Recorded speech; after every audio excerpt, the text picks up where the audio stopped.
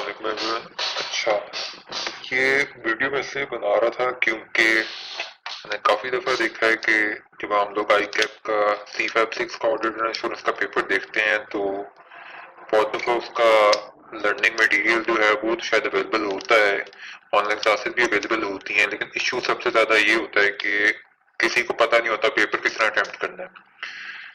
मेरा अपना काफी दफा पेपर फंसा था और इस वजह से मैंने कोशिश की है कि बाकियों को थोड़ी सी हेल्प कर दूं इसमें और थोड़ी सी कोई ऐसी टिप्स दे दूं जिसकी वजह से उनका पेपर इजीली पास हो सके। तो उसके लिए मैंने ये एक वीडियो बनाई है जिसमें प्रॉपर मैं पेपर डिस्कस करूंगा स्टेप बाय स्टेप। ये उस अटेम्प्ट का पेपर है जिसमें मेरा पेपर पास हुआ था। इससे पहले भी कुछ अटेम्प्ट थे जिनमें मेरा प्रॉपर पास नहीं हुआ, तो मैं वो वाली अटेम्प्ट को बाद में डिस्कस करूंगा कि वहां पे क्या गलती हुई और इसमें क्या गलतियां मैंने अवॉइड की हैं जिसकी वजह से मेरा ये पेपर पास हो गया है। अच्छा, पहली चीज मैं थोड़ा सा अपना इंट्रोडक्शन दे दूं। मैं कौन हूँ? मैं एक आईकैप और ईसीसी का करंट मेंबर हूँ। मैंने 2013 के अंदर ईसीसी क्वालिफाई किया था और 2018 दिसंबर में सीए क्वालिफाई किया है। और मेरा ऑडिट एंड इंश्योरेंस का जो C56 का ये पेपर है उसमें 4 अटेम्प्ट्स लगी थी। मेरी जो फर्स्ट 3 अटेम्प्ट्स थी उसके अंदर मेरे फर्स्ट राउंड में 41 थे, सेकंड राउंड में 32 और थर्ड में फिर 32 थे। तो कहीं ना कहीं मैं कोई ऐसी गलती कर रहा था जो शायद मुझे उन अटेम्प्ट्स में रियलाइज नहीं हुई थी, वो मैंने इस अटेम्प्ट में मुझे लगता है मैंने अवॉइड की है, जिसकी वजह से मुझे इस अटेम्प्ट में पेपर पास होने हुआ है मेरा। अच्छा, पहला चीज ये भी होती है कि जी क्लासेस मैंने ली नहीं ली, ये सबका सवाल होता है कि जी ऑडिट के पेपर की क्लासेस लेनी है नहीं लेनी। ये पर्सन टू पर्सन डिपेंड करता है। कुछ लोगों को जरूरत होती है क्लासेस की, कुछ को नहीं होती। कुछ ऑडिट की प्रैक्टिस में होते हैं, फॉर्म के अंदर जब आर्टिकल्स कर रहे होते हैं उनका एक्सपोजर इतना होता है, तो वो लोग अक्सर दफा चीजों को प्रैक्टिकली देख लेते हैं। कुछ लोग जो टेक्स्ट डिपार्टमेंट में आर्टिकल्स कर रहे हैं या इंडस्ट्री में आर्टिकल्स कर रहे हैं या ईआरपी में आर्टिकल्स कर रहे होते हैं, उन लोगों के लिए थोड़ा सा डिफिकल्ट होता है चीजों को प्रैक्टिकली देखना। तो उन लोगों के लिए भी ये चीज वीडियो काफी हेल्पफुल होगी। तो एक तो उन लोगों को फायदा, बाकी कुछ लोगों के पास टाइम नहीं होता, कुछ का क्लाइंट आउटस्टेशन जा रहा होता है या कुछ के लिए एक क्लासेस को अटेंड करना बहुत बोरिंग काम है। ऑडिट की क्लासेस पढ़ना, आई डेफिनेटली एग्री, मुझे भी बहुत मसला होता था। तो इस वजह से मैंने ऑनलाइन क्लासेस ली थी स्पेसिफिक टॉपिक्स की। तो उनसे मुझे शायद क्लासेस पढ़ने का, टॉपिक को कवर करने का शायद इतना ज्यादा कोई चांस नहीं मिला होगा, लेकिन पढ़ना किस तरह है और किस चीज पे फोकस करना और किस पे फोकस नहीं करना, उसका काफी फायदा हुआ था। तो वंस अगेन ये अपनी अपनी एक एफर्ट है और अपनी चॉइस है कि किसने क्लासेस लेनी है और किसने क्लासेस नहीं लेनी। मैं रिकमेंड यही करता हूँ सबको कि अगर आपके पास टाइम है और आपको जरूरत है क्लासेस की, आपके कॉन्सेप्ट क्लियर नहीं होते तो आप जरूर क्लासेस लें। और अगर आपको लगता है कि आप क्लासेस के बगैर आपकी कॉन्सेप्ट बिल्डिंग अच्छी है और आपका जो पेपर्स हैं वो आपके इजीली पास हो जाते हैं, आप मैनेज कर लेते हो, तो फिर आप क्लासेस को मैनेज कर सकते हो। आप दूसरे प्रोजेक्ट सब्जेक्ट की क्लासेस ले लो जिसका आपको टाइम मिलता है।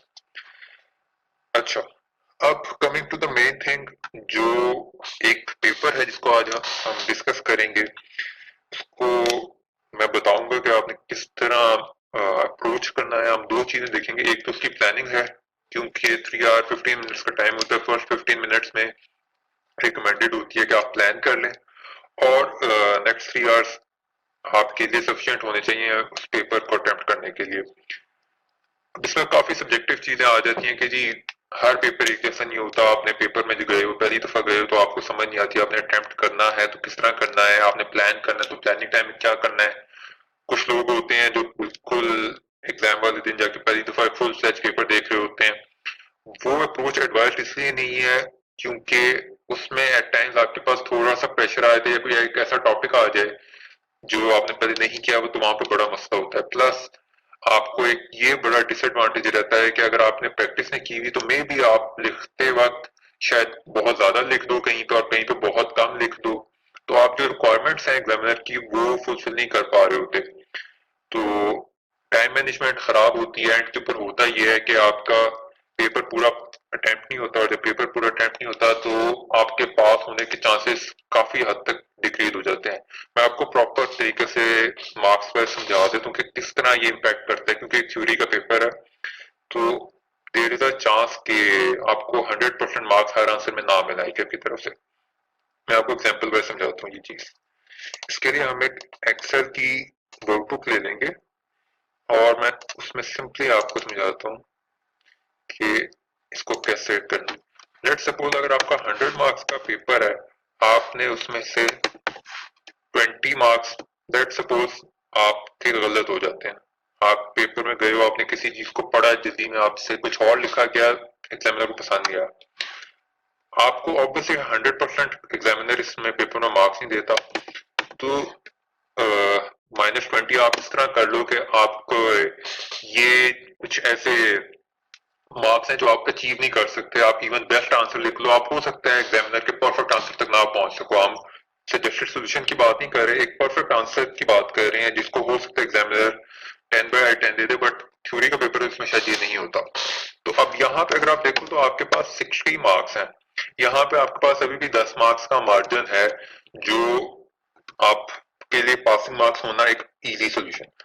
लेकिन अगर आप यहीं पे जाते हो, अब 100 पे आपने किया है 80 मार्क्स अटेम्प्ट, 80 मार्क्स अटेम्प्ट किए तो आपने अगर उसमें से आपके चलो 15 मार्क्स के आपने गलत कर दिया, आपने बहुत अच्छा तैयार किया तो 15 मार्क्स गलत कर दिए, आपको मसला अब आपका अगला है, चलो 15 मार्क्स आपने ऐसे थे जो एग्जामिनर को पसंद नहीं आए, यानी वो 10 में से अगर उसने 7 दिए हैं या 6 दिए हैं, तो अब आपके पास ये देखो अब आप पूरे 50 मार्क्स पे आ गए। अब आप पूरे 50 मार्क्स पे आ गए मीन्स कि अगर इन दोनों में आपने कोई और गलती कर दी, 80 की बजाय आपने 78 अटेम्प्ट किए हैं या 65 अटेम्प्ट किया है या 70 अटेम्प्ट किया है, तो आपका पासिंग का चांस और कम हो जाता है। तो पहली एडवाइस मेरी यही है सबके लिए कि प्रैक्टिस इतनी करके जानी है कि पास पेपर्स की के लिख के आपकी राइटिंग स्पीड नहीं हो कि आपसे 3 घंटे 15 मिनट के अंदर 100% पेपर अटेम्प्ट हुआ हो। 100% ना हो, 98% हो, 95% हो, don't go below that. Question कोई चॉइस पे नहीं छोड़ना, क्वेश्चंस को देख के सारे अटेम्प्ट जरूर करने हैं। आपके पास ये नहीं होना चाहिए कि एक क्वेश्चन पे आप टाइम लगाई जा रहे हो, एंड के ऊपर जाके आपको रियलाइज हो कि आपके पीछे इतने ज्यादा क्वेश्चन रह गए हैं कि आपसे पूरा पेपर नहीं मैनेज हो रहा। ये गलती मैंने भी की थी, और मैंने अपनी शुरू के अटेम्प्ट में पेपर एक अटेम्प्ट में 80 मार्क्स का किया था, एक अटेम्प्ट में 85 का किया था, और तीसरा अटेम्प्ट मुझे इसका एग्जैक्ट याद नहीं। लेकिन जो फोर्थ अटेम्प्ट जिसमें मेरा क्वालिफाई हुआ था, तो उसके अंदर मैंने कोशिश ये की थी कि मैंने 100 मार्क्स का अटेम्प्ट करूं पेपर, चाहे मेरे से मुझे कुछ चीज जो है वो छोड़नी पड़ी थी एंड के ऊपर, तो मुझे कोई सी आंसर को समराइज जल्दी करना पड़ रहा था, किसी आंसर के पॉइंटर्स मैंने कम दिए थे, मगर मैंने कोशिश ये की थी कि मैं उस चीज को पेपर को पूरा अटेम्प्ट करूं। ये ना हो कि एग्जामिनर एक क्वेश्चन का आंसर ढूंढे आपकी आंसर शीट में और वो आंसर आपने किया ही ना हो, तो आपने अब एक चीज को अटेम्प्ट किया ही नहीं, तो हो सकता है उसमें से आपको अगर 10 में से 3 भी मार्क्स मिलने थे, आपने उसकी जगह एक और क्वेश्चन पे एक्सपेंसिव टाइम लगा दिया जहाँ पे आपको एडिशनल हाफ मार्क मिल जाएगा, 1 मार्क मिल जाएगा, तो आपको ट्रेड ऑफ जो है वो बहुत गलत हो जाता है आपके लिए, और आपका पासिंग का चांस कम हो जाता है। तो आपने इस चीज को तो बिल्कुल कवर करके जाना है।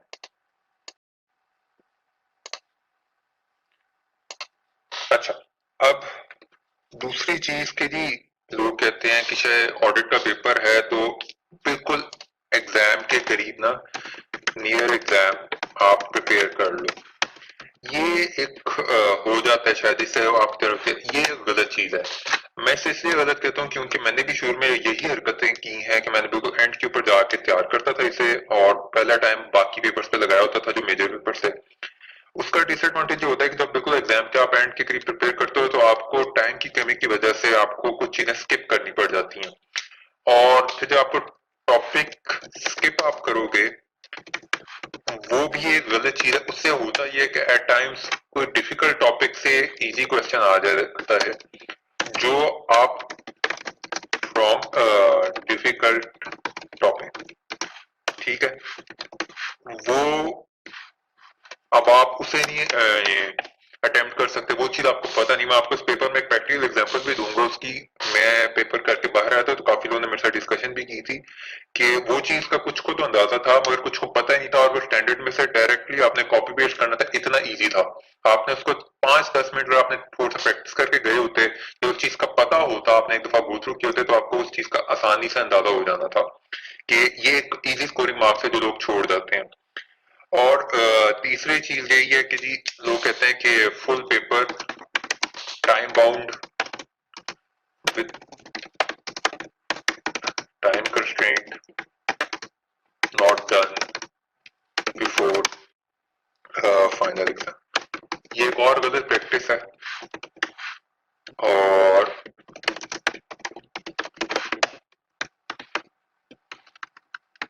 ये इसकी वजह से आपका मसला ये होता है कि आपकी टाइम मैनेजमेंट पेपर में बहुत वीक हो जाती है, और आपका नतीजतन आप 80 मार्क्स अटेम्प्ट कर रहे होते हो, 85 कर रहे होते हो, आप कंफ्यूज हो जाते हो, प्रेशर में आ जाते हो। तो आपने इस चीज को पूरी तरीके से अवॉइड करना है। अच्छा, इसके अलावा एक और गलत लोग हरकत ये करते हैं कि जी प्लानिंग टाइम के अंदर use to read few questions only. अच्छा, ये लोग कहते हैं कि जी बस कुछ क्वेश्चंस कर लो, बड़े बड़े क्वेश्चंस पढ़ लो, छोटों को बाद में देख लेंगे। ये भी एक गलत प्रैक्टिस है। इसका मसला ये होता है कि जब आप सिर्फ कुछ क्वेश्चंस को पढ़ते हो तो हो सकता है बाकी क्वेश्चंस बहुत इजी हो, या फिर हो सकता है बहुत डिफिकल्ट हो, आप उनको एडिक्वेट टाइम एलोकेट नहीं कर पाते हैं प्लानिंग टाइम के अंदर। फिर जब आपने प्लानिंग टाइम में उनको एडिक्वेट टाइम एलोकेट नहीं किया, तो आप राइटिंग टाइम के अंदर किसी और क्वेश्चन का मार्जिन उनके लिए यूज कर रहे होते हो, और कॉन्सिक्वेंटली होता यह है कि at the end of the day कोई ना कोई क्वेश्चन छूट जाता है या आप प्रेशर में आ जाते हो। तो प्लानिंग टाइम को बड़ा तरीके से यूज करना है। आपने कुछ क्वेश्चंस को डिटेल में पढ़ना है, कुछ क्वेश्चंस को ब्रीफली पढ़ना है, अपनी टाइम एलोकेशन मेंटली करनी है। और ये चीज जो है ना हमेशा याद रखनी है कि प्रेशर में नहीं आना। पेपर आधे से ज्यादा गेम जो है ना इस पेपर की, आपने टाइम मैनेजमेंट किया, आपने विद इन गिवन टाइम अगर आपने सारे क्वेश्चंस को अटेम्प्ट करके रीजनेबल रीजनेबल कुछ ना कुछ सही लिख दिया, तो आपने 50 मार्क्स आपके बन जाते हैं। लेकिन अगर आप ये सोच के चले जाओ कि जी मैंने जो सजेस्टेड सॉल्यूशंस में जाना है, सजेस्टेड सॉल्यूशन जैसी अंग्रेजी लिखनी है, बिल्कुल नीट करके हर चीज लिखनी है, आप कभी उस चीज तक, उस सॉल्यूशन तक नहीं पहुंच पाते। इसके अलावा भी काफी रॉन्ग प्रैक्टिसेस हैं जो मैं साथ साथ डिस्कस करता जाऊंगा, बट ये मेन मेन है जो आपने एग्जाम से पहले अपनी तैयारी में रखनी है। और एक चीज मैं और यहाँ पे मेंशन करना चाहूंगा कि if repeated then must consider what went wrong। हमारी प्रोफेशन में एक आदत है लोगों की ना कि जब तक अगली अटेम्प्ट नहीं आती ना, तो पिछली अटेम्प्ट की जो गलतियां होती हैं उनको सोचते नहीं है, ना उनको एड्रेस करते हैं, ना एक्सेप्ट करते हैं। कुछ तो एक्सेप्ट ही नहीं करते। फर्स्ट स्टेज यही होती है, लोग कह रहे होते हैं कि जी मैंने तो सही किया था, आई कैप ने पता नहीं क्यों। आई कैप जो मर्जी करे, आपने या एग्जामिनर कोई भी बॉडी हो, आपने कोई ना कोई क्राइटेरिया मिस किया है तभी आपको फेल किया है। तो एट टाइम्स मार्किंग स्ट्रिक्ट भी हो सकती है, एट टाइम्स मार्किंग लीनियंट भी हो सकती है, बट आपने अपने आंसर्स को इम्प्रूव करना है। आप आई कैप की मार्किंग को खुद नहीं चेंज कर सकते। तो एक ऐसी चीज के बारे में पढ़ जाना कि जी ये चीज बहुत आगे जाके जी आई कैप ने मसला किया, हम आई कैप के खिलाफ कोई एहतजाज कर लेंगे, उससे कोई सोल्यूशन नहीं निकलेगा, आपका पेपर नहीं पास होगा। उससे पेपर पास करने के लिए आपने अपने अंदर झांकना है, आपने अपनी कुछ चीजों को, अपनी गलतियों को इम्प्रूव करना है। जब आप इम्प्रूव कर लोगे तो आपका पेपर इंशाल्लाह इंशाल्लाह with in the next attempt, और अगर नहीं भी होता, खुदा ना खास्ता नहीं भी होता, विद इन 2 अटेम्प्ट आपका पेपर पास हो जाता है। एक सॉरी फॉर दैट। अच्छा, एक चीज मैं और इसमें एडअप करूंगा कि लोग मुझे कहते हैं कि मॉक देने का फायदा नहीं होता। मैं हमेशा कहता हूँ कि always attempt mock. Reason being कि आप घर में टाइम बाउंड होकर प्रैक्टिस कर लो, कभी आपको एग्जाम के माहौल वाला स्ट्रेस नहीं मिलता। जो एक आप घर में हमेशा अपनी लग्जरी पे होते हो, आप कहीं भी ऑफिस बैठ के कर लो, कहीं घर में बैठ के कर लो, आपको एग्जाम वाला स्ट्रेस नहीं मिलता। मॉक हमेशा अटेम्प्ट इसलिए करना चाहिए कि मे भी हो सकता है लोग बड़े रीजंस देते हैं कि जी मॉक के पेपर के लेवल का नहीं होता, मॉक की मार्किंग बड़ी अजीब होती है, मॉक मिलता नहीं है बाद में। आपको प्रॉब्लम्स आती रहेंगी लेकिन आपने मॉक को अटेम्प्ट जरूर करना है। उससे आपको एग्जाम के स्ट्रेस का अंदाजा हो जाता है। टाइम्स मॉक बहुत डिफिकल्ट भी होता है, मॉक बहुत इजी भी आ जाता है। तो ठीक है, ये मैं आपकी लॉन्ग प्रैक्टिस को रिवर्ट कर दूं ताकि आपको इजी रहे। अच्छा, तो मेरी हमेशा ये एडवाइस रही कि मॉक को अटेम्प्ट करो, पास हो फेल हो। मेरे इतने मॉक से जो मैंने फेल किए हैं, मगर वो पेपर मेरा फाइनल पास हो जाता था, तो मेरे लिए वर्थ इट था कि मैंने अगर मॉक में जाके अपनी कोई लास्ट राउंड पे वीक एरिया मेरा आइडेंटिफाई हो गया तो मैंने उसे एड्रेस कर लिया। अगर मुझे मैं अपनी कोई स्ट्रेस मैनेजमेंट नहीं सही कर पा रहा तो मुझे मॉक में वो चीज़ रियलाइज होगी, तो मैंने एग्जाम से पहले उसे कोशिश करके 100% नहीं 20% 30% एड्रेस कर लिया। हो सकता है पेपर में जाके वो 10-20% जो आप इम्प्रूवमेंट अपने अंदर करो वही एक कॉन्सिक्वेंशियल हो आपके पेपर के लिए, वही आपको फायदा देता है at the end of the day जो फाइनल आपका एग्जाम है। तो इन चीजों को मेरी रिकमेंडेशन यही है कि आप लोग फॉलो कर लो।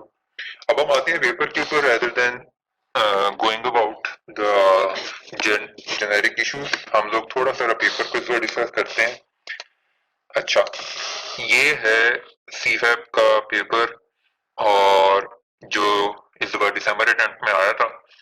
मैं पहले कोशिश ये कर सकता था कि मैं पहले से सारे इसके ऊपर नोट्स बना के तैयार रखता, मैं सारे इसको रेडी करके रखता, बट उसका फायदा नहीं होना था क्योंकि मैं आपको साथ साथ आंसर बताता जाता, ये मैं आपको सजेस्टेड सोल्यूशन के पास ले जाता।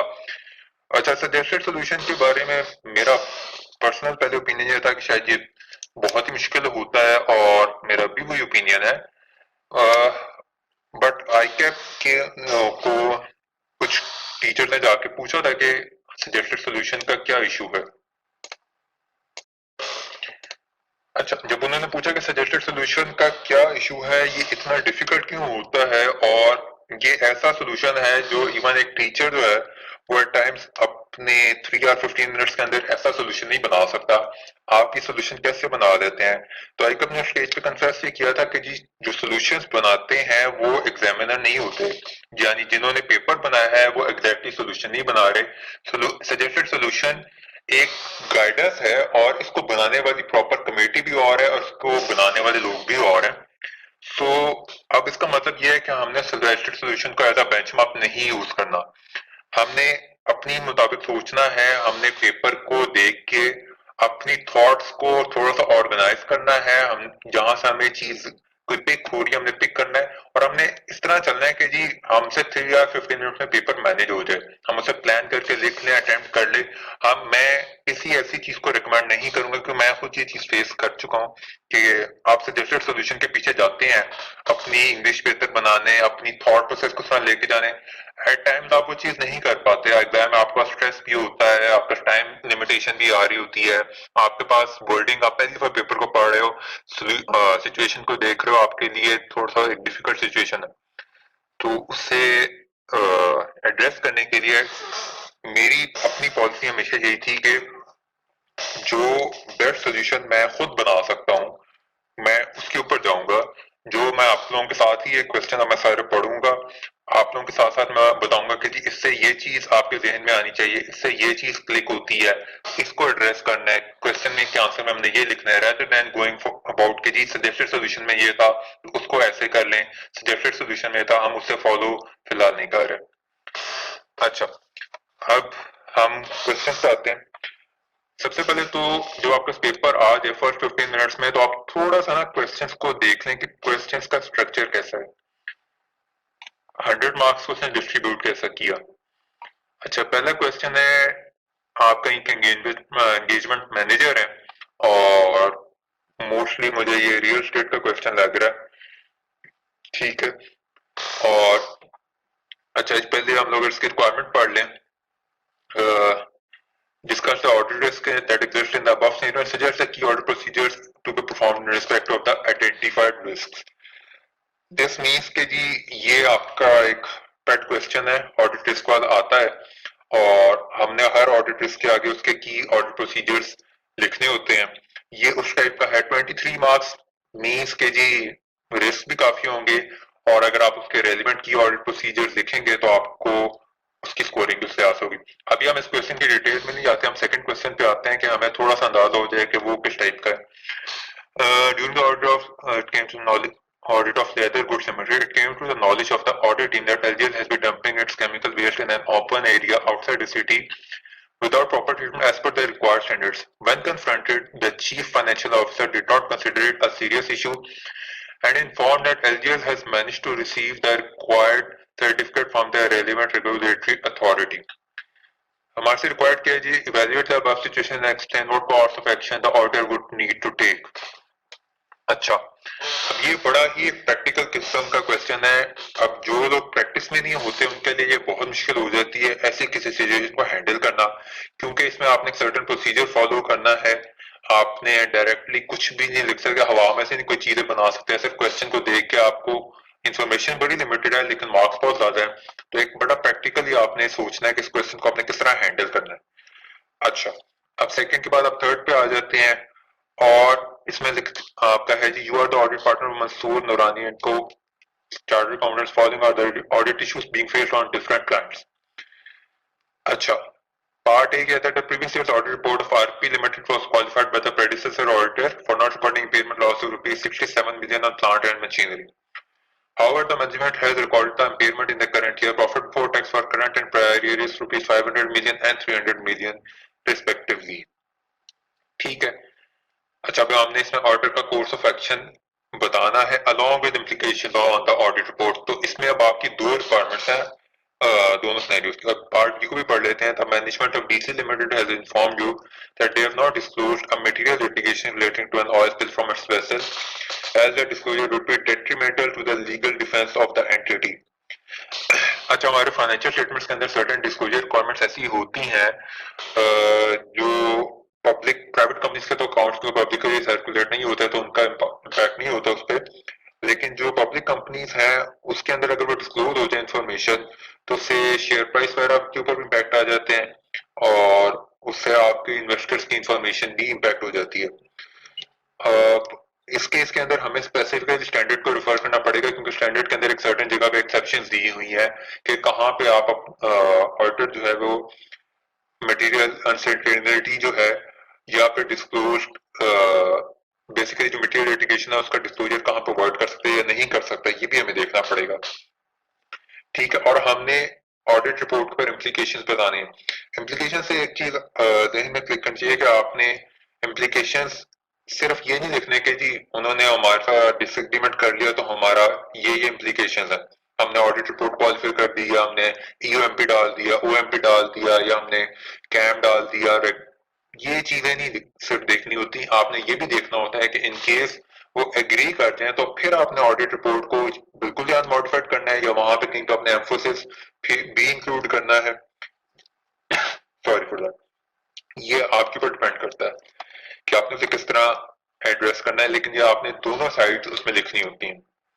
अच्छा, question 4 to Azure Diltar Textile Limited has a factory situated in Faisaba. DTL has been facing acute shortage of power supply due to which it has not been able to fulfill its orders within the committed time.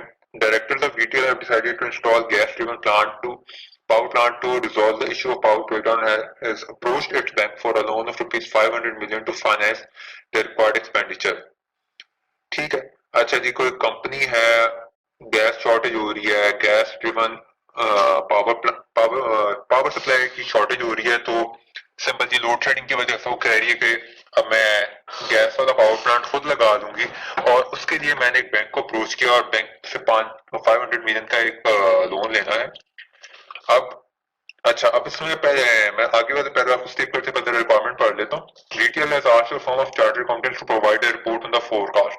State the key examination procedures to be used in respect of the cash flow forecast. अच्छा, अब ये other assurance standards के अंदर ये चीज आ जाती है, this is not related to audit, और कैश फ्लो फोरकास्ट के लिए कुछ स्पेसिफिक अब हमारे पास की एग्जामिनेशन प्रोसीजर्स कुछ जगहों पे हो भी सकते हैं और कुछ जगहों पे नहीं भी हो सकते। बट इसमें आपने जो इंफॉर्मेशन है उसको बड़ा तरीके से यूज करना है, प्रॉपर तरीके से।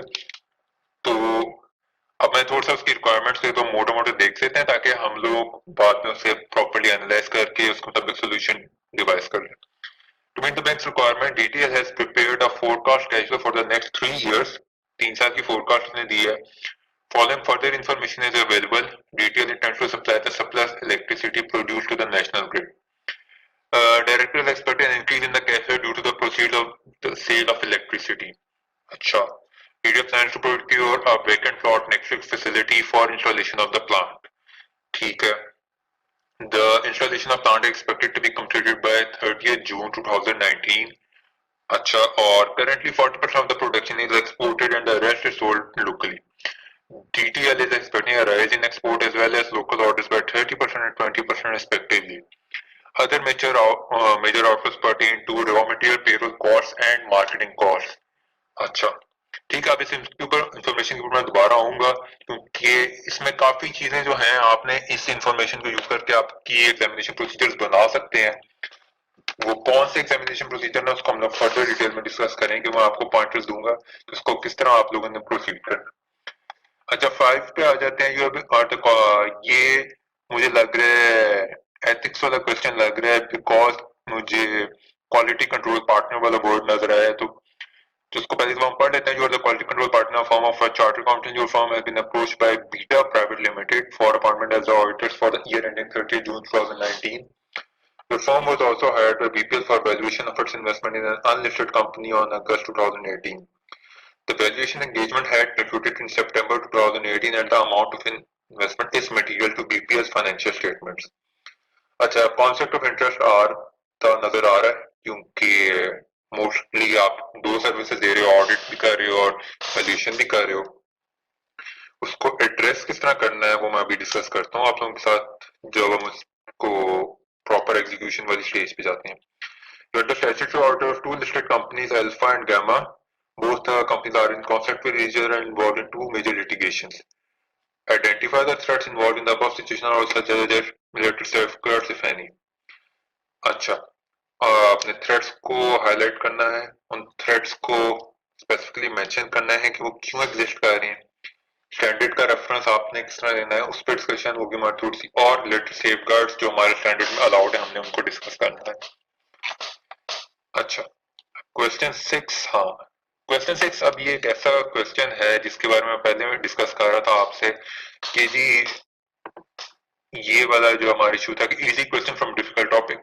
अब ये टॉपिक डिफिकल्ट नहीं था बट एक आपके पास अगर स्टैंडर्ड्स आईएसएस हो तो आईएसएस के अंदर एक आपका वॉल्यूम 2 होता है जिसमें आईएसआरईज होते हैं, आईएसएईज होते हैं। अब लोग क्या करते हैं कि जी अपना जो वॉल्यूम 1 है जिसमें ऑडिट के सारे स्टैंडर्ड्स दिए हुए हैं उसको तो आईएसएस दिए हुए हैं उनको स्टडी कर लेते हैं, लेकिन आईएसआरईज आईएसएईज वो प्रॉपरली स्टडी नहीं करते या फिर वो इतने बोरिंग ही हो जाते हैं क्योंकि अक्सर तो वहां पे रेपिटेशन होती है, लोगों ने डिस्कस नहीं करते। तो अब ये अगर आपने ऑडिट के आईएसए पढ़े हो, हम आईएसए या आईएसआरई की बात ही नहीं करते, हम पहले कहते हैं कि अगर आपने 400 सीरीज पढ़ी हो जिसके अंदर आपने सर्विस ऑर्गेनाइजेशन और 402 स्पेसिफिकली बात करूं, audit consideration relating to an entity using a service organisation, तो वहां पे सबसे पहले ये टाइप 1 टाइप 2 रिपोर्ट का जिक्र होता है। और उस वक्त कि मैंने पहली दफा ये चीज पढ़ी थी तो शुरू में मैंने इसे इग्नोर कर दिया था कि मुझे लगा था बहुत शायद मुश्किल चीज है। कभी आप प्रैक्टिस करते हुए फॉर्म में बहुत कम फॉर्म्स के अंदर ये चीज इस टाइप की कोई असाइनमेंट आती है तो जो लोग प्रैक्टिस कर रहे होते हैं उन्हें भी नहीं अंदाजा होता। तो फिर मैंने जो अपनी लास्ट अटेम्प्ट जिसमें 4th अटेम्प्ट थी मेरी उसके अंदर मैंने इसे प्रॉपरली स्टडी किया कि ये होता क्या है। और टाइप 1 एंड टाइप 2 रिपोर्ट जो आईएसए 402 में उसको यूज करना बताया गया है कि अगर आप एक कंपनी के स्टैट्यूटरी ऑडिट पे गए हो या स्पेशल पर्पस ऑडिट पे गए हो तो आपने इसे यूज किस तरह करना है, लेकिन ये बनती कैसे है वो आपका ISA 3402 है बेसिकली। ISA 3402 में assurance report on control at a service organisation है। ठीक है, ये टाइप 1 रिपोर्ट और type 2 report basically types of assurance reports on control at a service organisation है, इनके बड़ा बेसिक से एक डिफरेंस है।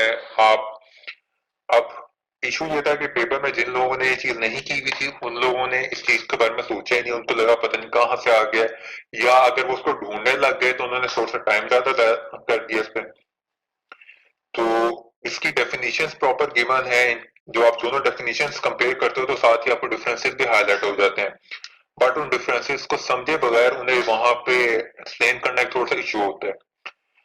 तो ये चीज भी वहीं पे थी। सेकंड चीज, scope of assurance engagement under the inclusive method and under the carve out method, ये भी सेम उसी स्टैंडर्ड में से आई हुई थी चीज, इसकी भी डेफिनेशंस गिवन थी। मैं आप लोगों को प्रॉपर हाईलाइट करूंगा कि कहाँ पे गिवन थी। अब ये 6 मार्क्स बहुत इजी थे मेरे मुताबिक, जिन लोगों को ये आते थे उन लोगों ने ये लिखा है और उनको बाकी मार्क्स मिले ना होना, इन चीजों के मार्क्स जरूर मिल होंगे बिकॉज एक स्ट्रेट फॉरवर्ड मेथड था। अच्छा, बी पार्ट है, you have been assigned the area of related party in the audit of the financial statement of a listed company where there are significant related party transactions. Highlight what controls would you expect to be present in the company for the related party transactions. ये once again जिन लोगों ने audit के अंदर ज्यादा articles किए हैं या practice में हैं तो उन लोगों के लिए ज्यादा हेल्पफुल चीज थी, क्योंकि उनको अंदाजा हो जाता है कि किस टाइप के कंट्रोल होते हैं। अगर आपको नहीं भी पता तो हम इसको प्रॉपर्ली डिस्कस कर लेंगे किस टाइप के कंट्रोल्स अवेलेबल होते हैं।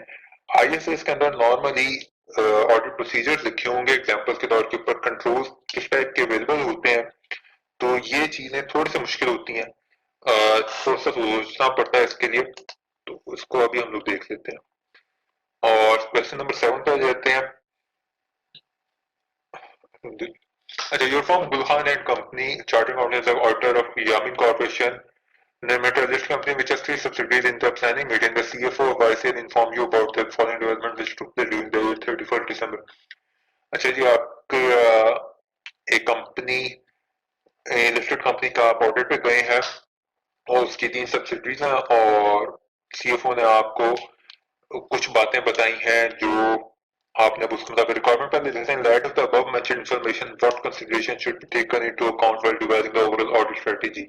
मींस अब आप इसमें प्रोसीजर्स एक्चुअली लिख सकते हैं कि जी इन चीजों को एड्रेस करने के लिए हमें क्या ऑडिट प्रोसीजर्स लगाने हैं, हमने अपनी ओवरऑल ऑडिट स्ट्रेटजी को किस तरह रीडिफाइन करना है आपने उसके बारे में लिखना है।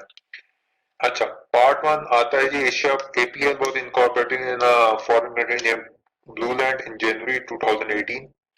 YCL is the main sponsor and holds 75% shares in the APL. The rest of the shares are held by a local sponsor. APL is being audited by a firm in Blueland.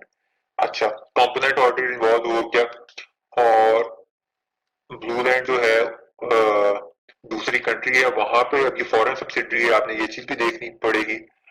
और आपका major interest है 75% interest है, means की controlling power आपकी है, आपने consolidation में भी इसको लेके आना है, आपने अकाउंट्स को ट्रांसलेट भी करवाना है और दूसरी चीज आपकी ये भी हो जाती है कि अकाउंट्स आपके लास्ट कब तक बंद रहे हैं, ये भी चीज आपको देखनी पड़ती है कि आपने जब उन्हें कंसोलिडेट करवाना है तो आपने किस तरह देखना है।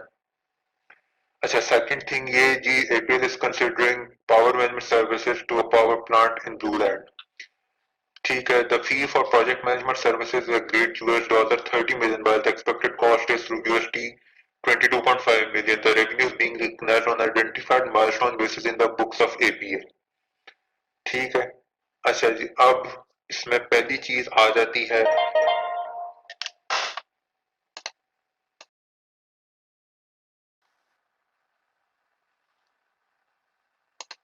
अच्छा, पार्ट 1 को भी अंदर थोड़ी देर के लिए डिफर करते हैं और पार्ट 2 पे जाते हैं। There was a major issue for in one of the business segments of YCL which resulted in several employees being laid off. The reshuffling was carried out when several ghost employees were identified by internal audit department. Consequently, the management of YCL decided to outsource its payroll processing department along with few other activities related to the finance department to another company. अच्छा,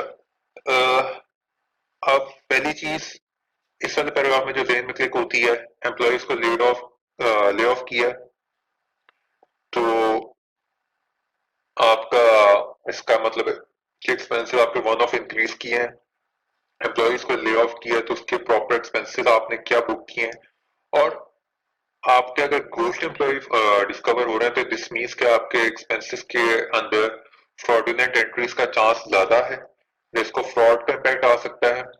internal audit ने आपके discover किए हैं, आप यहाँ पे अगर उसने डिस्कवर कर लिया, हो सकता है किसी और एरिया के अंदर या किसी और सेगमेंट के अंदर भी मसला हो, ठीक है।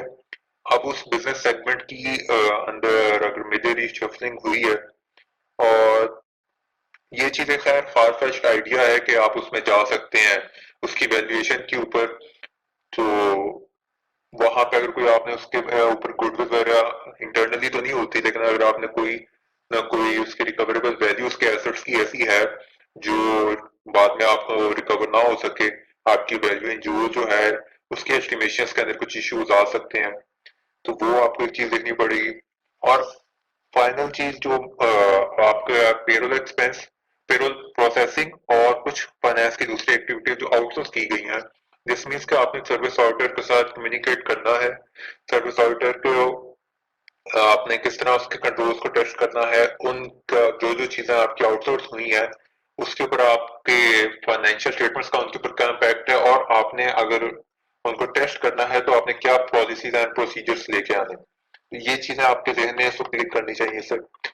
पार्ट बी के ऊपर आते हैं, जो the audit manager in the form of chartered accountants, the audit of a client TCL is the and the finalization stage TCL has a foreign subsidiary WCL, ठीक है, फॉरेन सब्सिडरी है।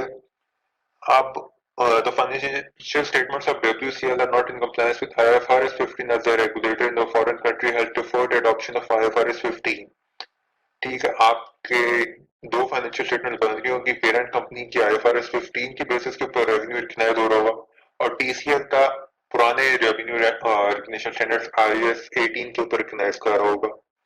अब उन दोनों को जब आपने कंसोलिडेटेड फाइनेंशियल स्टेटमेंट्स में प्रेजेंट करना है तो आपने ऑब्वियसली रेवेन्यू को ऐड बैक करना है, लेकिन ग्रुप के अंदर आपको ये रूल्स पता होता है कि ग्रुप पॉलिसीज इन लाइन होती हैं कंसोलिडेटेड फाइनेंशियल स्टेटमेंट्स के लिए, वरना और आपकी ये भी याद होना चाहिए कि आपकी जो फाइनेंशियल स्टेटमेंट्स हैं कंसोलिडेटेड, उनके शुरू के अंदर आपकी अकाउंटिंग पॉलिसीज और रेवेन्यू रिकग्निशन पॉलिसीज भी आती हैं। अगर आपने कोई नया स्टैंडर्ड अप्लाई किया है तो उसको रेवेन्यू को आपने जब कंसोलिडेट करना है तो आपके लिए बहुत बड़ा एक मेजर इशू हो सकता है मैनेजमेंट के लिए। अच्छा, आगे क्या लिखा हुआ है, your audit team has asked TCS management to assess the impact due to non-adoption of IFRS 15 and revise the financial statements accordingly. According to the management of TCL, the local auditor of WCL has expressed an unqualified audit report on WCL's financial statements. They believe the auditor should rely on the report issued by WCL's auditor. In this respect, they have referred to the previous year's audit report, which clearly states that the firm's opinion was based solely on the report issued by the subsidiary's auditor. अच्छा, यहाँ पे एक चीज लोगों को शायद नहीं अंदाजा होता, ये बात बिल्कुल ठीक है कि जो ग्रुप ऑडिटर है वो सब्सिडियरी ऑडिटर्स के या कॉम्पोनेंट ऑडिटर्स के वर्किंग पेपर्स को यूज कर रहा होता है, बट आप उनके वर्किंग पेपर्स को तब यूज करते हो जब आपकी और उनकी अकाउंटिंग पॉलिसीज और ऑडिटिंग प्रोसीजर सेम होते हैं। आप अगर उन्होंने ऑडिट किसी और ऑडिटिंग फ्रेमवर्क या ऑडिट फाइनेंशियल स्टेटमेंट जो है वो किसी और अकाउंटिंग फ्रेमवर्क की बेसिस के ऊपर बनाई है और आप बाद में उनका ऑडिट कर लो और उनके काम के ऊपर रिलाई कर लो, तो हो सकता है आपका लेवल ऑफ टेस्टिंग या जो level of evidence audit evidence requirement है वो आपकी ग्रुप लेवल पे हो सकता है फुलफिल ना हो रही हो। तो ये चीज अब मैनेजमेंट ने एक अपनी एजर्शन दी है, हमने उसे असेस करना है और हमारी रिक्वायरमेंट यही है कि जी discuss how you will respond to the argument presented by TCS management. हमने एज एन ऑडिटर उसको रिस्पॉन्ड करना है, तो दिस मीन्स कि हमने कोई काउंटर आर्गुमेंट्स देने हैं और हमने मैनेजमेंट को एक्सप्लेन करना है कि किस तरह ये जो उन्होंने एक आर्गुमेंट प्रेजेंट किया ये ठीक है या गलत है, ठीक है। अच्छा, अब हमने मोटे मोटे क्वेश्चंस हमने एक दफा देख लिए हैं। अब सेकंड थिंग आती है कि जी इस वक्त अब आपने किस ऑर्डर में क्वेश्चन करने हैं। यू हैव टोटल, मैंने थोड़ा सा ज्यादा एलेबोरेट डिस्कशन किया पेपर में, कोशिश करनी है कि ये सारा प्रोसेस जो है आपने अप्रोक्सीमेटली 13 मिनट्स लग जाए, 13 to 15 मिनट्स, उसके बाद आपने 1 से 2 मिनट लगाने हैं। आपको अभी तो हो सकता है थोड़ा सा इशू हो क्योंकि सारे लोग इतना सोच नहीं रहे होते मैथमेटिकल चीजों को, बट अगर आप देखो तो जो 20 मार्क्स का क्वेश्चन होता है ना वो अप्रोक्सीमेटली आपने करना होता है 35 to 40 मिनट्स में, और ये जो 23 मार्क्स का पहला क्वेश्चन है ये 42 मिनट्स लेगा। बट इसका मुझे एक सबसे बड़ा इशू जो नजर आता है ना इस क्वेश्चन का, कि ये क्वेश्चन का रीडिंग टाइम भी ज्यादा होगा। इस क्वेश्चन में से आपने ऑडिटर्स निकालने भी हैं, उसके बाद उनके ऊपर जो आपने करना है की ऑडिट प्रोसीजर्स भी करने हैं, भी लिखने हैं। तो वो इतना ज्यादा चीजों को आपने सोच के करना होगा कि आपको एट टाइम्स इससे अगर आप स्टार्ट कर लेते हो ना शुरू में, ऑब्वियसली याद रखना ये फैक्टर मैंने हमेशा देखा है कि पेपर के शुरू में आपकी राइटिंग स्पीड स्लो होती है और पेपर के एंड पे तेज होती है, और मिडिल वाले पीरियड में अगर आपको रिलाइज हो जाए तो आपकी स्पीड वहां पे तेज हो जाती है। शुरू वाले पीरियड में इंसान अच्छा इंप्रेशन देने के लिए शायद स्लोली लिख रहा होता है।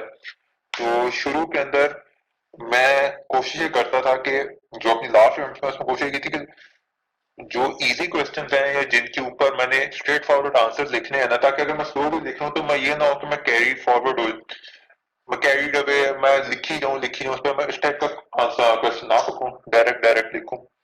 तो ये चीज आप लोग देख लो, मेरे मुताबिक पहले क्वेश्चन पे शुरू में नहीं अटेम्प्ट करना चाहिए क्योंकि एक्सटेंसिव है। दूसरे क्वेश्चन के अंदर आपके पास, आपको एक दफा स्टैंडर्ड को रेफर करके उसके बाद आपके पास लिखने का टाइम आपको रिक्वायर्ड है। दूसरा क्वेश्चन एक अच्छी ऑप्शन हो सकती है स्टार्ट करने के लिए। तीसरा क्वेश्चन जो है ऑडिट रिपोर्ट के ऊपर इम्प्लीकेशन है, ये आप मिड वे कर सकते हो क्योंकि इसमें भी दो रिक्वायरमेंट्स हैं, ऑडिटर्स कोर्स ऑफ एक्शन और implication on the audit report. और उसके बाद आपका की examination procedures to be used in the cash flow forecast, ये थोड़ा सा डिफरेंट क्वेश्चन है, ये थिंकिंग वाला थोड़ा ज्यादा है। और बट ये इजी है, क्यों इसलिए मैं इसे इजी कह रहा हूँ क्योंकि इसमें वर्ड यूज हुआ स्टेट रादर देन डिस्कस या एक्सप्लेन। जब वर्ड स्टेट यूज हुआ है तो आप डायरेक्ट डायरेक्ट ऑर्डर प्रोसीजर इस पे लिखते जाओ, तो या एग्जामिनेशन प्रोसीजर लिखते जाओ, if you are able to generate that कि आप डायरेक्टली इसमें 10 मार्क्स के अंदर आप कुछ रीजनेबल नंबर ऑफ प्रोसीजर लिख दो जो आपके मेन में सारी इश्यूज को हाईलाइट कर दें, जो जेनेरिक हो कुछ वो प्रोसीजर्स हो और कुछ स्पेसिफिक प्रोसीजर्स हो। तो ये क्वेश्चन एक जो है ना जरा जल्दी होने वाला क्वेश्चन है। इन क्वेश्चन को आपने इस टाइप से देखना है कि कुछ क्वेश्चन होते हैं जो जल्दी हो जाएंगे और कुछ क्वेश्चन जो वाकई टाइम कंज्यूमिंग है।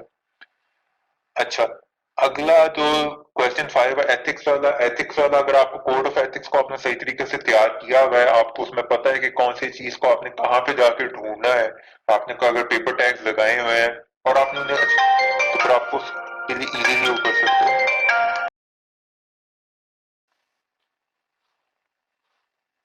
अच्छा, अब हम लोग बात करते हैं क्वेश्चन 4 हमारे क्विक क्वेश्चन था और उसके बाद क्वेश्चन नंबर 5 था। क्वेश्चन नंबर 5 जो है वो एथिक्स वाला था। एथिक्स वाले पे भी आप जल्दी कर सकते हैं, मैं उस बात को रिपीट करूंगा कि अगर आपको कोड ऑफ एथिक्स अच्छी तरीके से आता है तो आपके लिए ये क्वेश्चन जल्दी हो सकता है। क्वेश्चन 6 मेरे मुताबिक सबसे पहला होना चाहिए, आपको थोड़ा सा उसमें रेफर कर, आपने अगर कर लें आप थोड़ा सा अपने टैग्स लगाए हों तो IS 3402 के कुछ शुरू में डेफिनेशन है, आप उनके ऊपर जाएं और वो देख लें। क्वेश्चन नंबर 7 जो है इसके अंदर थोड़ा सा आपका टाइम जरा ज्यादा रिक्वायर्ड है क्योंकि इन्फॉर्मेशन थोड़ी है और थिंकिंग टाइम ज्यादा है, तो आप इसमें से चीजें निकाल निकाल के आंसर लिखने हैं और स्पेसिफिक ओवरऑल ऑडिट स्ट्रेटेजी के ऊपर बात करनी है आपने। अच्छा, उसके बाद इसका बी पार्ट ऑब्वियसली आप कर सकते हैं, आप चाहे इसको 7 को इकट्ठा कर लें या बी को अलग कर लें। अच्छा, लोग ये भी कहते हैं कि टाइम्स के क्वेश्चन को तोड़ना नहीं चाहिए, मैं इसके खिलाफ हूँ। मैं कहता हूँ कि अगर आपके पास एक क्वेश्चन का एक पार्ट है जो आप पहले कर सकते हैं तो ये ना करें कि 3 या 4 दफा ज्यादा कर लें, बट एक पार्ट को अगर आप पहले कर सकते हैं, फॉर एग्जाम्पल 7 का बी पार्ट पहले कर सकते हैं तो आप उसे कर लें। मेरा ये पॉइंट ऑफ व्यू है, मे बी कुछ लोग एग्री करें कुछ लोग डिसएग्री करें इस बारे में।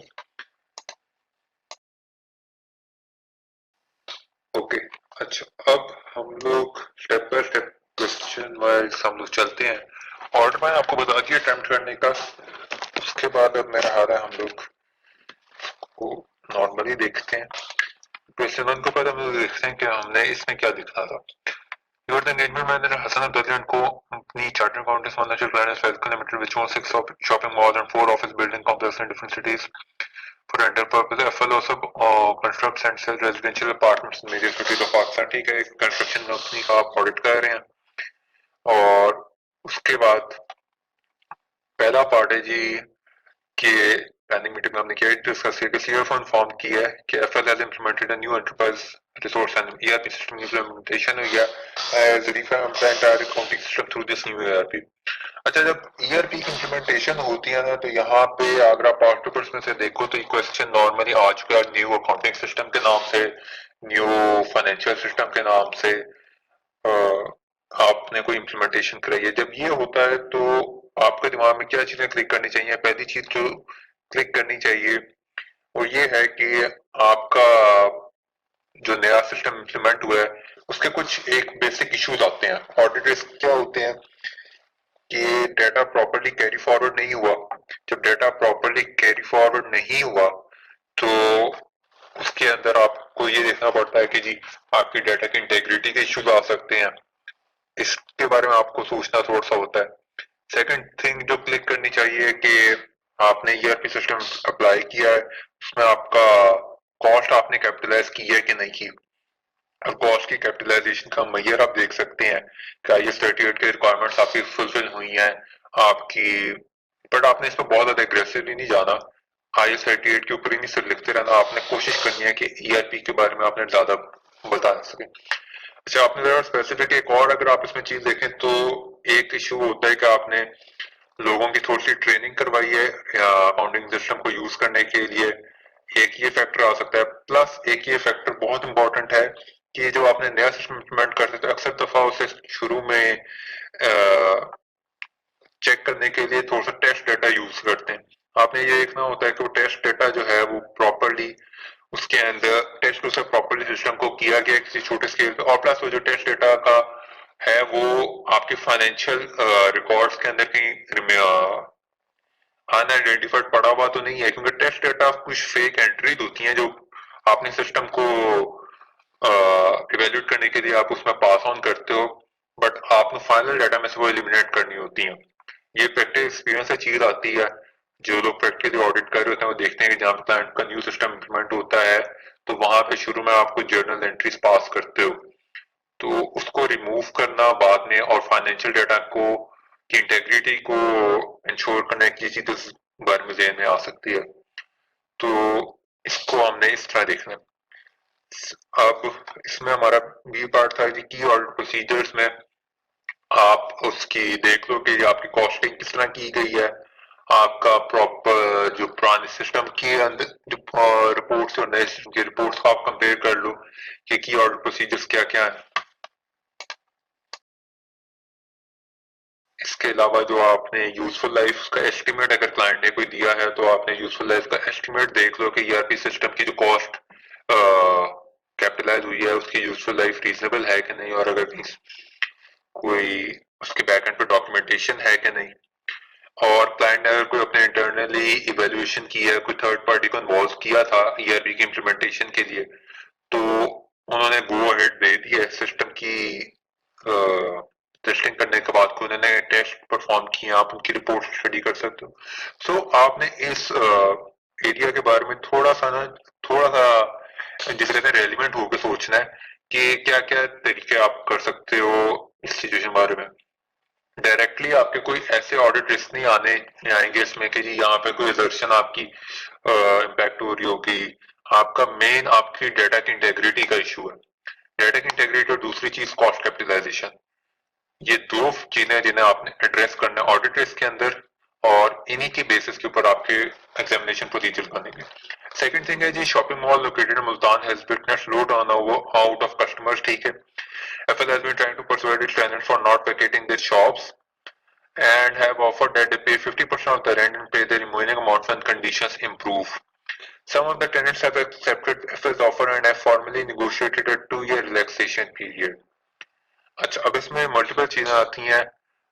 मुल्तान के अंदर लो टर्नओवर कस्टमर है, आपके टेनेंट्स जो हैं वो जगह छोड़ के जा रहे हैं।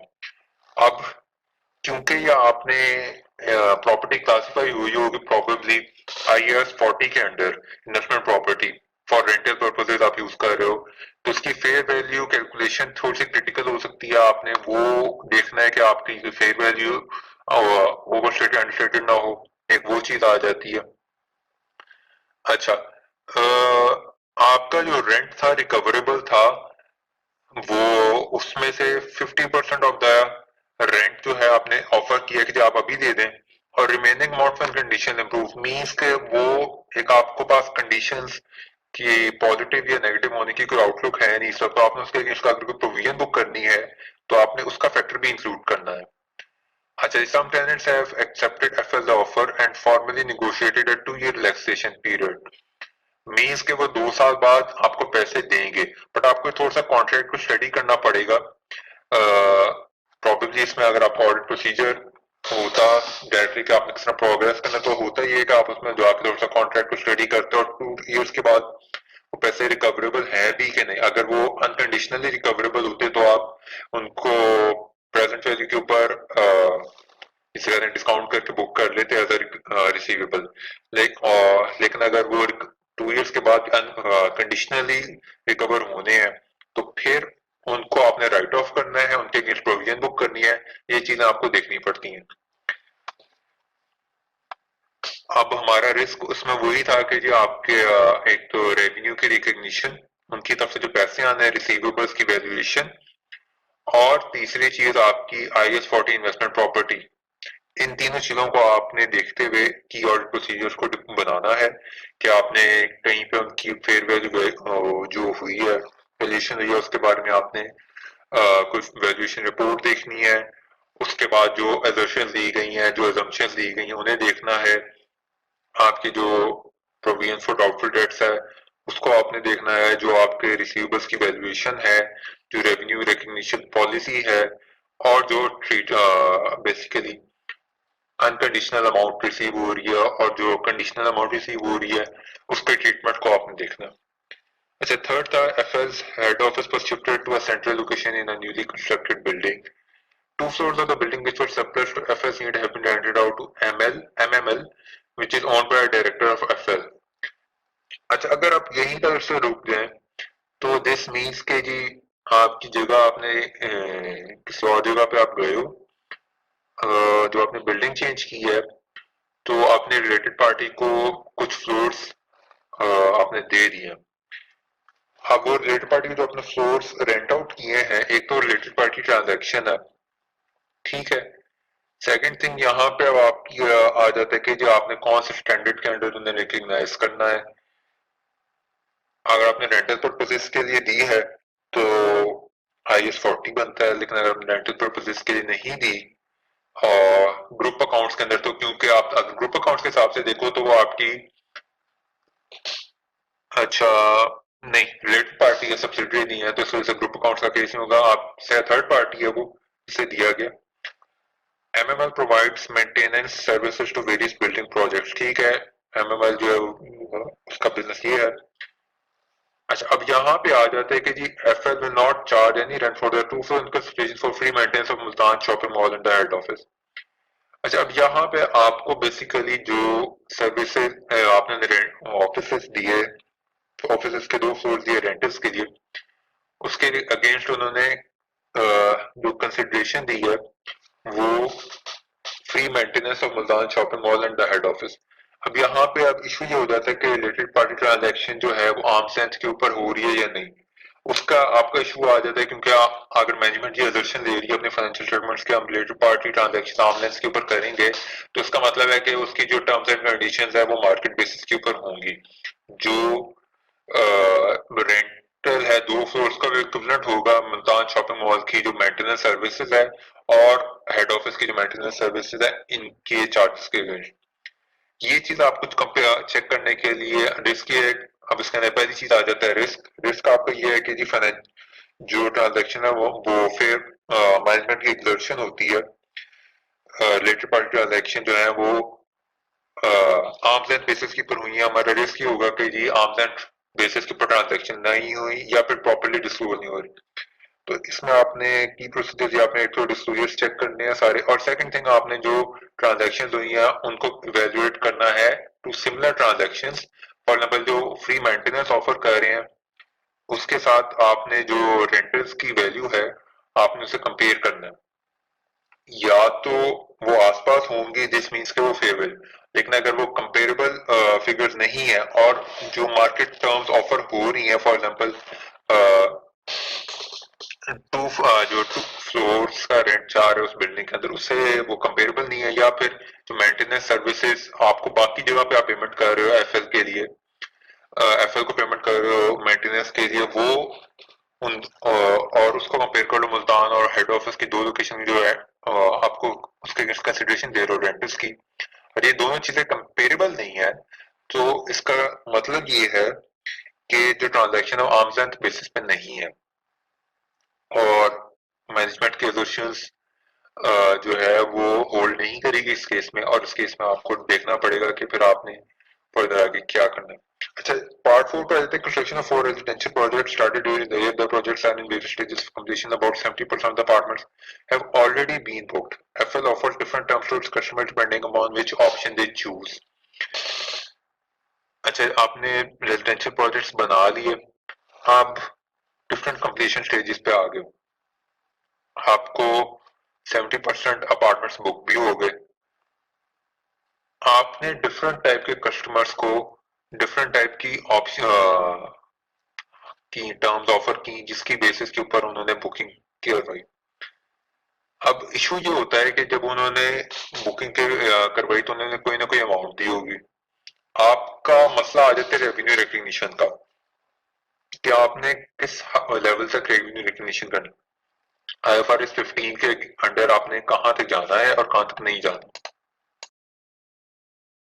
नंबर 4 के अंदर हमारा जो चीज हमें हाईलाइट हो रही है कि अपार्टमेंट्स की बुकिंग हो गई है और कस्टमर्स ने डिफरेंट टाइप्स के कॉन्ट्रैक्ट्स साइन कर लिए हैं। अब डिफरेंट टाइप्स के कॉन्ट्रैक्ट्स है तो मतलब स्टैंडर्ड कॉन्ट्रैक्ट्स नहीं है, और स्टैंडर्ड नहीं है तो मतलब कि रेवेन्यू रिकग्निशन में इश्यूज हो सकते हैं। हो सकता है रेवेन्यू रिकग्निशन IFRS से कंप्लाइंट ना हो, कहीं पे आपने अर्ली रिकग्नाइज कर लिया हो, कहीं पे लेट रिकग्नाइज किया हो, तो वो चीज एक क्रिटिकल होती है। आपको वो एक ऑर्डर रिस्क है कि आपकी रेवेन्यू रिकग्निशन अंडरस्टेटेड ओवरस्टेटेड हो सकती है।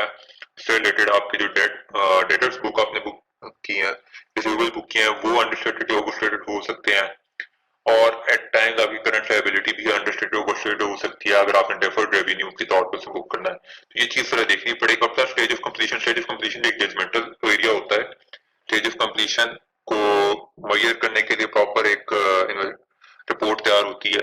अगर वो सही तरह नहीं मेजर हुई तो आपकी जो रेवेन्यू रिकग्निशन है उसके ऊपर इश्यूज आ सकते हैं। अच्छा, नंबर 5 क्या, बैल्कनी गिर गई थी एक अपार्टमेंट की, लोग जख्मी हो गए, मीडिया के ऊपर न्यूज आ गई, एफएल के ऊपर क्रिटिसिज्म हुआ, शो कॉज नोटिस इशू हुआ। अच्छा, एफएल का मैनेजमेंट पॉइंट ऑफ व्यू क्या है जी कि रिक्वायर्ड स्टैंडर्ड्स के ऊपर and resident had some modification. अच्छा, इसमें अब एक तो फैक्ट आता है आपकी लीगल ऑब्लिगेशन जो है प्रोबेबल, उसका आ जाता है। सेकंड थिंग आपका ऑर्डर रिस्क आता है कि आपका मैटर प्रॉपर्ली डिस्क्लोज आपका IAS 37 के अंडर जो होना होता है वो नहीं हुआ, ये भी एक रिस्क आ सकता है। और उसके बाद आपको जो प्रोसीजर है आपने बेसिकली एक तो लीगल कॉरेस्पॉन्डेंस देखनी है, क्या अब तक हुई है, क्या नोटिस आया, आपने उसको देखना होगा। और फिर आपने ये भी देखना होगा कि अच्छा एक सेकंड, हाँ, लीगल कॉरेस्पॉन्डेंस के अलावा आपने जो कॉन्ट्रैक्ट देखना है उसके अंदर देखना है कि क्या जो कंपनी का पॉइंट ऑफ व्यू है उससे वैलिडेट हो रहा है या नहीं, और उसके जो कोर्ट ने कोई से डिसीजन दिए हैं पोस्ट ईयर एंड इवेंट्स में क्या कोई हियरिंग हुई है तो आपने उनको स्टडी कर लो, तो वो चीजें आप इसमें लिख सकते हैं। जैसे सेकंड क्वेश्चन के ऊपर आते हैं, LGL का ऑडिट हुआ और उसके अंदर उसने केमिकल वेस्ट का जो डिस्पोजल है वो प्रॉपर स्टैंडर्ड्स या प्रॉपर SOPs के थ्रू नहीं किया, बाहर उसने फेंक दिया, जिसकी वजह से ऑडिट की टीम को चीज पता चली है और CFO ने उसे सिंपली कह दिया कि जी ये चीज हमने एक सर्टिफिकेट ले लिया और उसकी वजह से हम लोग कोई भी लीगली इम्प्लीकेशन हमारे ऊपर नहीं होगी। अब ऑडिट टीम ने इस चीज को इवेलुएट करना है और ऑडिटर ने अपना प्रोसेस बताना है कि ऑडिटर इस चीज को कैसे हैंडल करेगा। अच्छा, अब इसके अंदर हमने करना ये होगा कि सबसे पहले आप का जब भी इस तरह का कोई डिस्प्यूट आता है, कोई ऐसी इंफॉर्मेशन ऑडिटर को सेव होती है, तो सबसे पहले एडवाइस ये होता है कि आप जाके मैनेजमेंट से डिस्कस करें और उन्हें कन्विंस करें कि ये क्यों है, और उनसे इंक्वायर करें बेसिकली कि मैनेजमेंट क्यों कोई एक्शन नहीं लिया।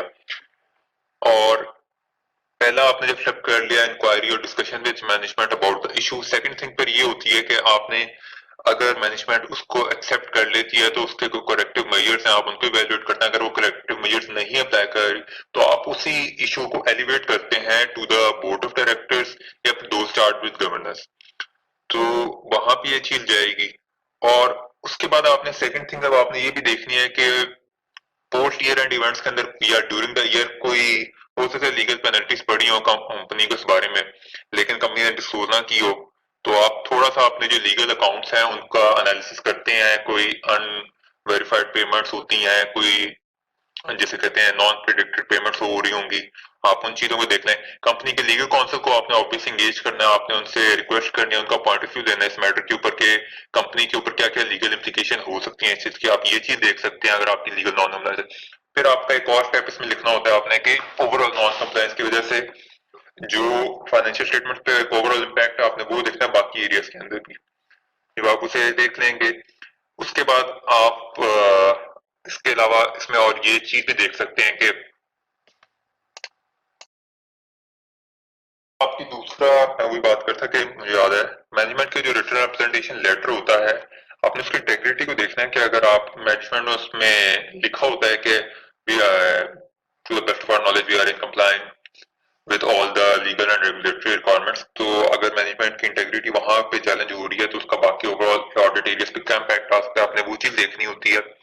इसके अलावा फिर आपने इवेल्युएट करना होता है कि आपको जो लीगल रिप्रेजेंटेशन कंपनी की तरफ से जो लीगल रिप्रेजेंटेटिव का रिस्पॉन्स आया है वो रिलायबल है कि नहीं, और आपने कोई अपना लीगल रिप्रेजेंटेटिव को एंगेज करना है कि नहीं। और इसके अलावा फिर आप इवेल्युएट करते हैं, ये आपके स्टैंडर्ड्स में लिखी हुई चीज कि आप इवेल्युएट करते हैं कि वेदर आप किसी रेगुलेटरी अथॉरिटी के पास इस चीज के बारे में जा सकते हैं और उसे डिस्कस कर सकते हैं चीज के नहीं।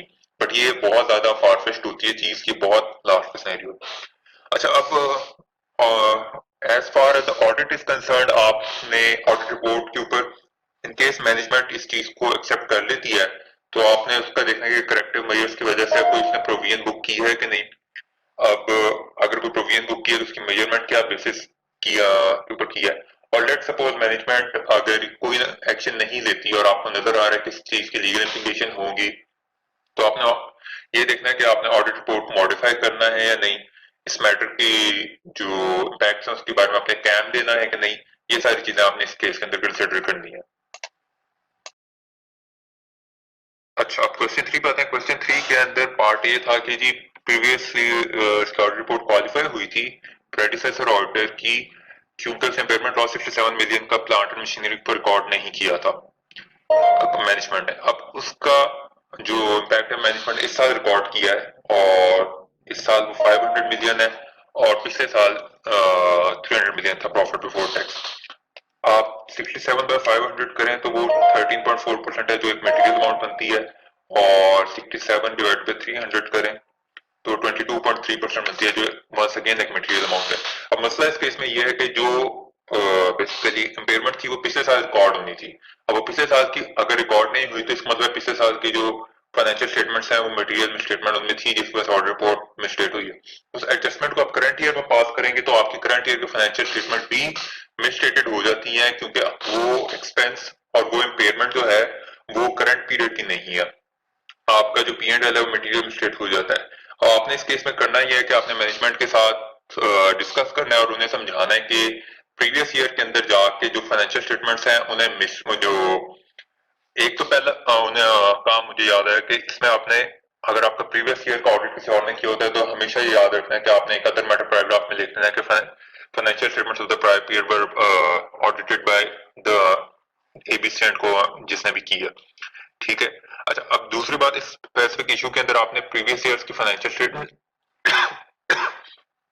को सच हो जाए रिस्टेट करना, और रिस्टेट करने के बाद जो करंट ईयर की है उसके अंदर भी उनका इम्पैक्ट जो ओपनिंग बैलेंसेस में ठीक होना चाहिए।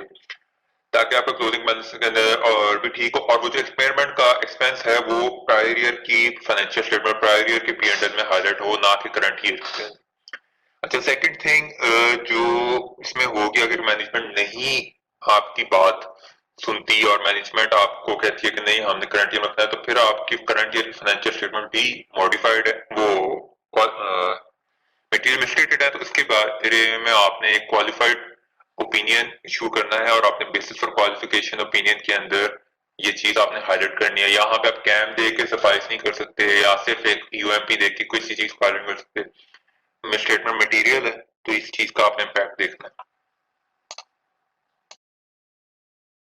पार्ट बी के अंदर लिखा है management of BCA limited has informed you that they have not disclosed a material litigation relating to an oil spill from its vessel as that disclosure would be detrimental to the legal defence of the entity. अच्छा, मैं इसके बारे में अपना answer जो है वो basically मैं रिकन्फर्म करना चाह रहा था, क्योंकि मैंने पेपर में आंसर लिखा था तो मुझे भी थोड़ा सा डाउट था कि मैंने सही वाला स्टैंडर्ड को कॉपी किया है या नहीं, बट वो मुझे लगा कि मैं सही जगह पहुंच गया था। स्टैंडर्ड में एक जगह लिखा हुआ है कि आप एक स्पेसिफिक केस के अंदर अगर चले जाओ कि वहां पे एक पब्लिक एंटिटी है और उसकी फाइनेंशियल स्टेटमेंट्स को आप ऑडिट कर रहे हो और वो पब्लिक एंटिटी अपनी फाइनेंशियल स्टेटमेंट्स के अंदर एक मटेरियल अनसर्टेनिटी को स्पेसिफिक केस के बारे में अगर नहीं डिस्क्लोज करना चाहती, क्योंकि उसकी वजह से उसके केस के मेरिट्स और डीमेरिट्स इम्पैक्ट होता है, तो उस केस के अंदर कंपनी को स्पेसिफिक एक्सेप्शन मिल जाती है कि कंपनी उस चीज को ना डिस्क्लोज करे और ऑडिट रिपोर्ट अनमॉडिफाइड है। बट ये जजमेंटल केस है, आपने इस केस में दोनों चीजें देखनी थी कि आपने पॉजिटिव साइड की, अगर इन केस मैनेजमेंट बता कह देती है कि जी हमने इस चीज को डिस्क्लोज नहीं करना, लेकिन आपकी जजमेंट और एनालिसिस के मुताबिक मैनेजमेंट को डिस्क्लोज करना चाहिए और इससे उसके केस के ऊपर कोई इम्पैक्ट नहीं पड़ता, तो फिर आपको ऑडिट रिपोर्ट मॉडिफाई करनी होगी, क्योंकि एक मटेरियल मिटिगेशन को जब आप की इंफॉर्मेशन को आप ओमिट कर रहे हो तो बेसिकली आप आईएफआरएस की डिस्क्लोजर रिक्वायरमेंट से नॉन कंप्लाई कर रहे हो, और जो नॉन कंप्लायंस है उसकी बेस के ऊपर आपका ऑडिट ओपिनियन मॉडिफाई हो जाता है। लेकिन अगर के इस केस में आपको लगता है कि मैनेजमेंट का पॉइंट ऑफ व्यू वैलिड है, तो उस केस के अंदर आपने ओपिनियन को मॉडिफाई किए बगैर जो है आप फाइनेंशियल स्टेटमेंट्स का ऊपर ऑडिट रिपोर्ट जो है वो इशू कर सकते हो। अच्छा, a fourth है जी, Dildat Textile Limited has a factory situated in Faisalabad. DIL has been facing the acute shortage of power supply due to which it has not। अच्छा, ये था बेसिकली, मुझे याद आया कैश फ्लो फोरकास्ट के ऊपर आपने एग्जामिनेशन प्रोसीजर्स। अच्छा, कैश फ्लो फोरकास्ट और एग्जामिनेशन प्रोसीजर्स कुछ हमारे जेनेरिक होते हैं और कुछ हमारे जो होते हैं वो क्वेश्चन स्पेसिफिक होते हैं, तो मैं पहले स्पेसिफिक के ऊपर बात करूंगा, साथ साथ बीच बीच में जेनेरिक जहां जहां मुझे रियलाइज होते हैं कि यहाँ पे कोई जेनेरिक पॉइंट ऑफ व्यू भी हम डाल सकते हैं, तो हम उसको भी लिख लेंगे। अच्छा, अब इसमें हम पहली चीज के इसने कैश फ्लो फोरकास्ट कंपनी ने बनाई है 3 साल की, और 3 साल की जो फोरकास्ट है उसके अंदर जो जो एजम्पशन है बेसिकली हमने उनके ऊपर डिस्कशन करनी है। पहली चीज उसने लिखी है जी, DTL international supply the surplus electricity produced national grid directly expect an increase in cash flow due to the purchase of sale of electricity। अच्छा, पहली चीज आपने इलेक्ट्रिसिटी की आपने वो भी देखनी है कि कंजम्पशन कितनी है, लोग आपकी सरप्लस है भी कि नहीं, और सरप्लस सेकंड थिंग आपको जो देखनी पड़ेगी कि उसकी कोई डिमांड इन्होंने जनरेट हुई है, तो उसकी कोई इनके पास रिक्वेस्ट है डिमांड की, कोई मार्केट रिसर्च इन्होंने कराई है जिसकी बेसिस के ऊपर इन्हें पता हो कि जी वो चीज हमें इसकी वजह से हमें एडिशनल जो बिजली हमें बेचेंगे उसकी वजह से कोई नेट इनफ्लोज आ रहे हैं, कोई कैश फ्लो उसकी जनरेशन है भी कि नहीं, क्योंकि ये सिर्फ एक एग्जम्पशन है मैनेजमेंट की कि जी हम लोग एक्सेस इलेक्ट्रिसिटी बेच सकते हैं। सेकंड थिंग है जी, DTL plans to procure a vacant plot next to facility for installation of the plant. तो सर प्लांट के लिए प्लॉट जब खरीदना है तो उस प्लॉट की क्या प्राइस है, क्या वैल्यू है, जो इन्होंने फोरकास्ट के अंदर उसका आउटफ्लोज लिखे होंगे, उन आउटफ्लोज की बैक एंड के ऊपर आपको डॉक्यूमेंटेशन देखनी पड़ेगी, क्या लीगल चार्जेस इन्होंने उसके लिए कोई रिसर्च कराई है, कोई इन्होंने एस्टिमेट करवाया है, कोई ने ऑफर डॉक्यूमेंट इन्हें मिला है, इन्होंने कोई बिड कराई है उस प्लॉट के बारे में, तो ये चीज आपको देखनी पड़ेगी। और उसके बाद अगली चीज अब इसमें आ रही होगी कि इंस्टॉलेशन ऑफ प्लांट के ऊपर आपकी जो इंस्टॉलेशन कॉस्ट है उनका कैश फ्लोज प्रॉपर इंक्लूड किए हैं कि नहीं, क्योंकि आपको थर्ड पार्टी से इंस्टॉलेशन करवानी पड़ेगी, तो उसके प्रॉपर इंस्टॉलेशन के सारे आपके चार्जेस अलग होंगे। और प्लस अब इन दोनों चीजों के अंदर जो टाइमिंग है वो बहुत मैटर करती है कि प्लांट की इंस्टॉलेशन का टाइम कितना है अब यहाँ पे अगला पॉइंट उन्होंने वही दिया कि completed is expected to be completed by 30 जून 2019। 30 जून 2019 तक एक्सपेक्टेड टाइम ऑफ कंप्लीशन है। इसमें क्या कोई मार्जिन है इसमें, या ये चीज ऑन द गो हो सकती है? और आपका जो इंस्टॉल करना है जिसने जितनी देर में प्लांट में पोर्ट होना है, तो आपको वो जो टाइमलाइन है वो वैलिड है कि नहीं, और उसके बाद उससे जो आगे प्रोडक्शन में लेके आना है उसके कैश फ्लो भी with in the same timeline आपके आ सकते हैं कि नहीं। ये चीजें बड़ी क्रिटिकल हो जाती है कि टाइमलाइन ऑफ कैश फ्लो बहुत इंपॉर्टेंट है।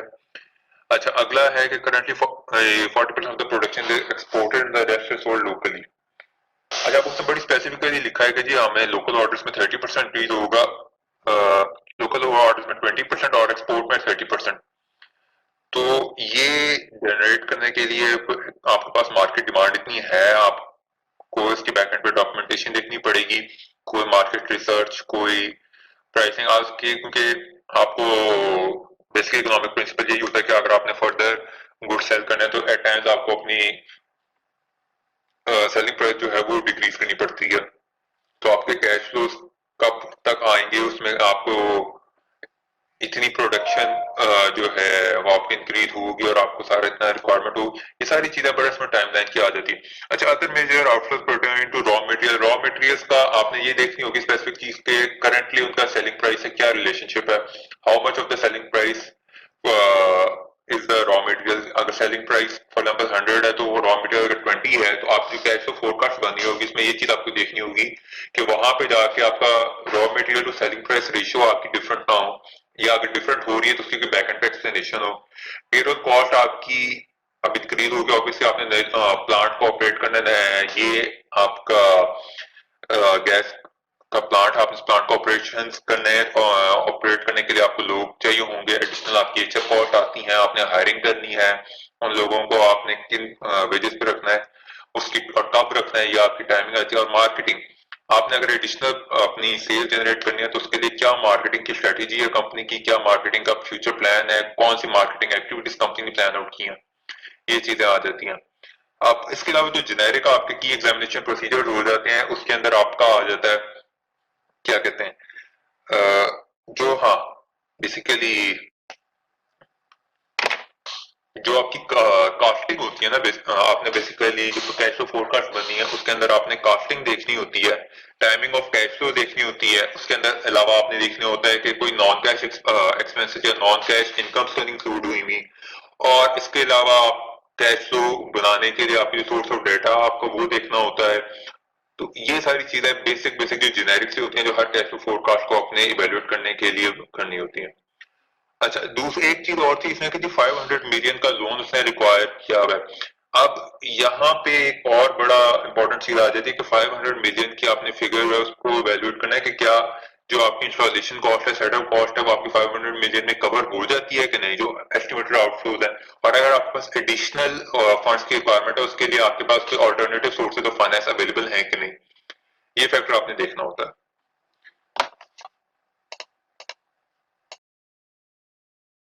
क्वेश्चन 5 को पार्ट ए के अंदर आप प्राइवेट कंपनी के पास गए हो, प्राइवेट कंपनी के अंदर आपकी टाइमलाइन इसमें क्वेश्चन में इंपॉर्टेंट थी क्योंकि एक कंपनी ने आपको हायर किया है वैल्यूएशन के लिए पहले अगस्त 2018 के अंदर, और सितंबर में वो खत्म हो गई है, और पीपीएल के फाइनेंशियल में आप ऑडिट पे गए हो, तो ऑडिट के ऊपर तो आप गए हो तो आपकी सेम कंपनी और कॉन्फ्लिक्ट ऑफ इंटरेस्ट आ जाता है। और अब क्योंकि कॉन्फ्लिक्ट ऑफ इंटरेस्ट लेकिन पहले खत्म हो चुका, आप करंटली उसे नहीं प्रोवाइड कर रहे वैल्यूएशन सर्विस, तो कॉन्फ्लिक्ट ऑफ इंटरेस्ट तो काफी हद तक कम हो जाए, लेकिन मसला यहाँ पे रह जाता है सेल्फ रिव्यू का, क्योंकि आपने ही वो काम किया है। अब इस सिचुएशन के अंदर जो जेनेरिक से आपके कुछ होते हैं सेफगार्ड को आप अप्लाई कर सकते हो कि आप एक सेपरेट एंगेजमेंट टीम्स को एंगेज कर लो, और सेकंड थिंग आप एक चार्टर्ड अकाउंटेंट को एंगेज कर लो काम को रिव्यू करने के लिए, ताकि आपका जो सेल्फ इंटरेस्ट थ्रेट है वो काफी हद तक मिनिमाइज हो जाए। अगर ये लिस्टेड क्लाइंट होता तो फिर तो आप एक ऑडिट करना बहुत मुश्किल था, फिर आप ऑडिट नहीं कर सकते थे। The second thing is you are the statutory auditor of two listed companies, Alpha and Gamma. Both the companies are in conflict with each other and involved in two major litigations. Threats इसके अंदर क्या है जी कि आपका concept of interest exist करता है, जिसकी वजह से आपकी ऑब्जेक्टिविटी इम्पेयर कर जाती है। और सजेस्टेड सेफगार्ड्स क्या है कि आप इसके अंदर मैं आपको कोड ऑफ एथिक्स का स्पेसिफिक पेज नंबर बता देता हूँ, वहां पे इसके स्पेसिफिक सिचुएशन के बारे में लिखा हुआ है कि उसको कैसे हैंडल करना है। कोड ऑफ एथिक्स जो 2016-17 एडिशन है उसका पेज 37 ऑफ 164 है। उसके अंदर जो सेफगार्ड लिखे हुए हैं उसमें से आप कुछ मेंशन कर सकते थे यहाँ पे।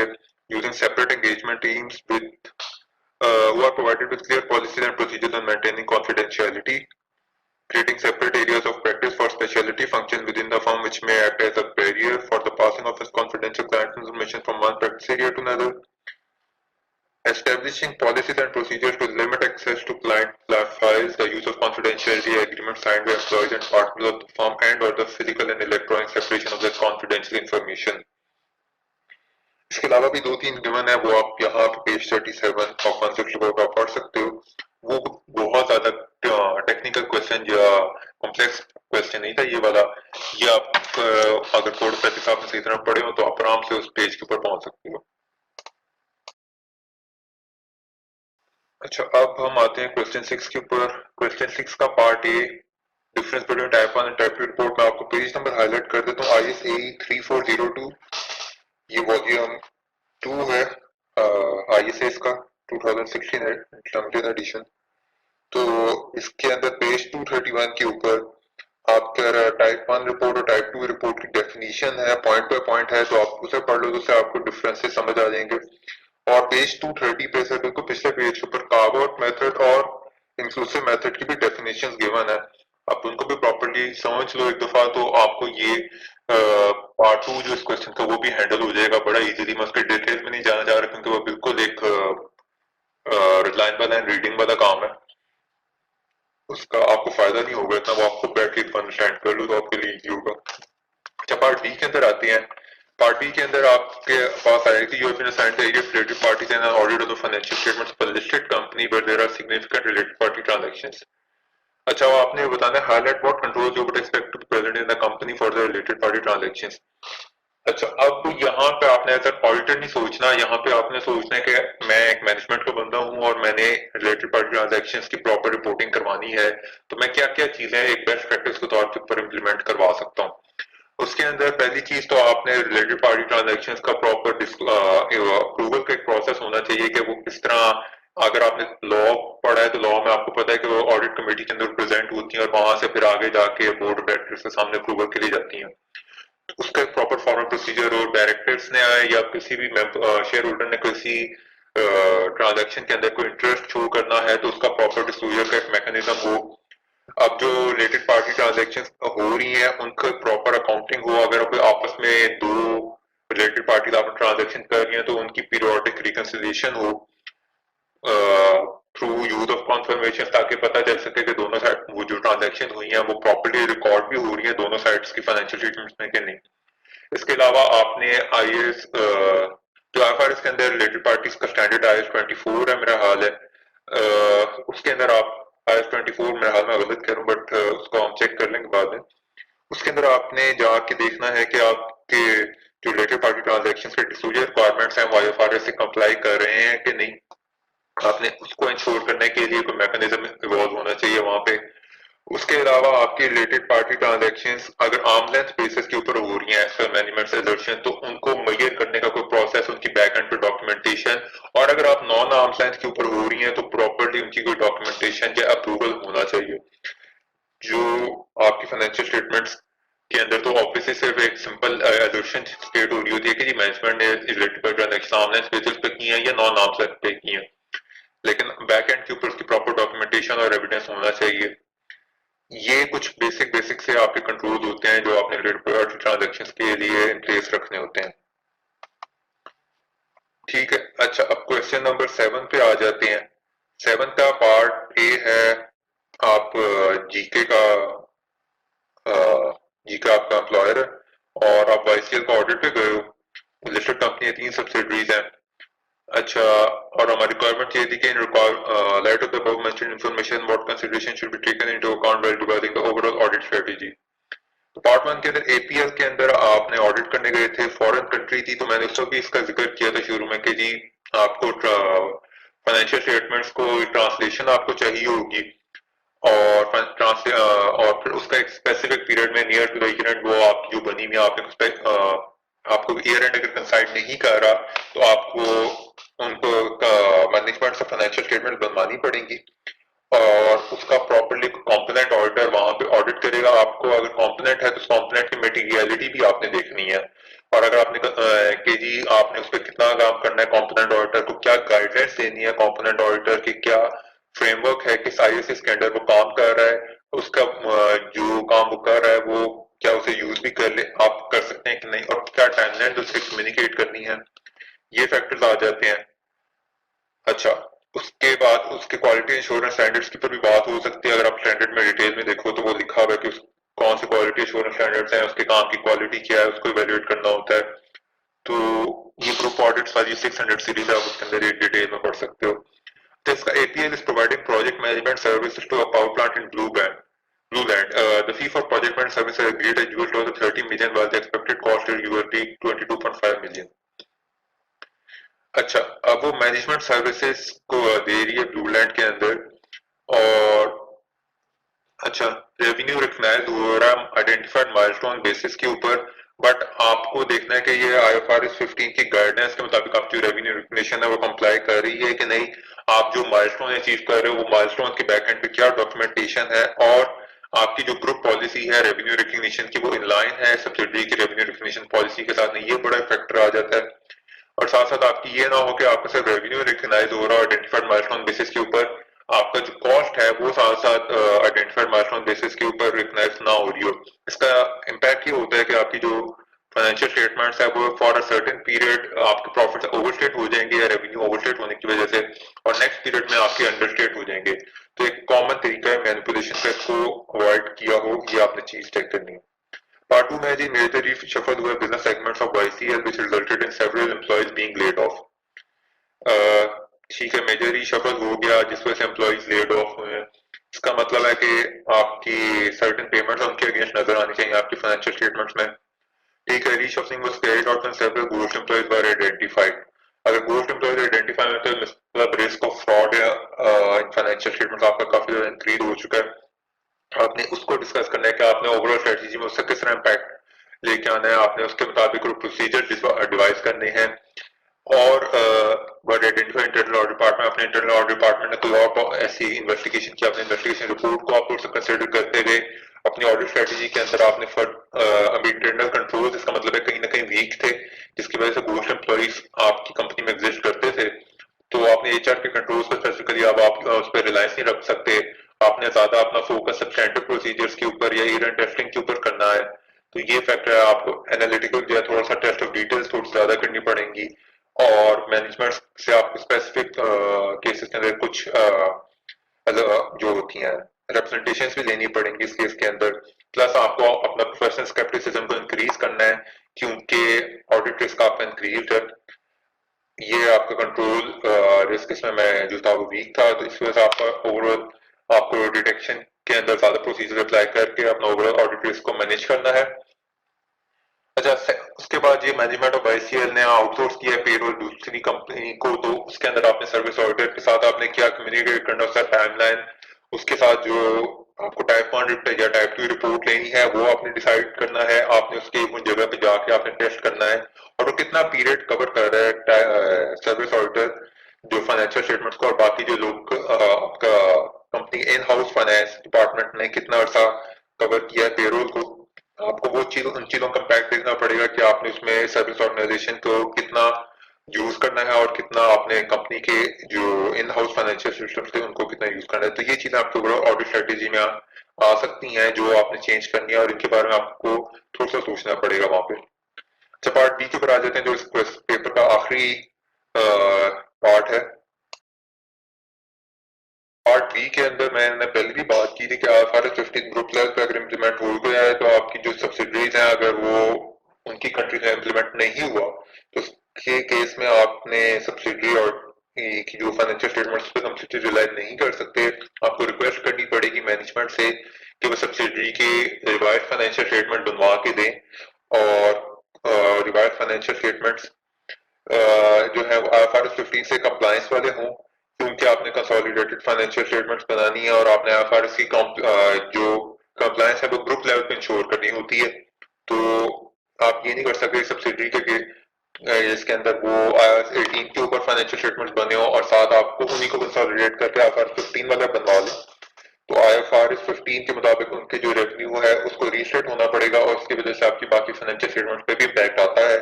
तो ये आपने मैनेजमेंट से डिस्कस करना है और उन्हें कन्विंस करना है कि हम ऑडिटर की जो रिपोर्ट है वो compliance with IFRS in the subsidiary company है, लेकिन वो जो IFRS वहां पर इम्प्लीमेंटेड है वो इस वक्त हमारी पेरेंट कंपनी की कंट्री के अंदर इम्प्लीमेंटेड नहीं है, जिसकी वजह से IFRS जो हमारी रिपोर्टिंग हो रही है वो फेयर प्रेजेंटेशन फ्रेमवर्क के नहीं है।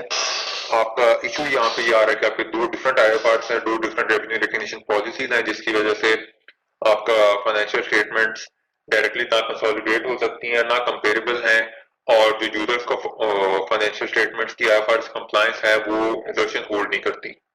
तो आपने मैनेजमेंट से ये चीज प्रॉपर्ली डिस्कस करनी है। दैट्स इट, आज का यही था। मुझे उम्मीद है थोड़ी बहुत हेल्प हुई होगी। मैंने एग्जैक्ट वर्ड बाय वर्ड कोई सजेस्टेड आंसर की तरफ नहीं इसलिए गया क्योंकि वो बहुत ज्यादा हाई लेवल पे होते हैं। आपने अपने वर्ड के अंदर पर सोचने का पैटर्न बेहतर करना है तो आप इन चीजों को अडेप्ट कर लेंगे। मैं और भी पेपर्स का बनाऊंगा इस तरह का रिव्यू ताकि आप लोगों को हेल्प हो सके। होपफुली लोगों को अगर कोई इशू होता है तो they can approach me. Thank you very much.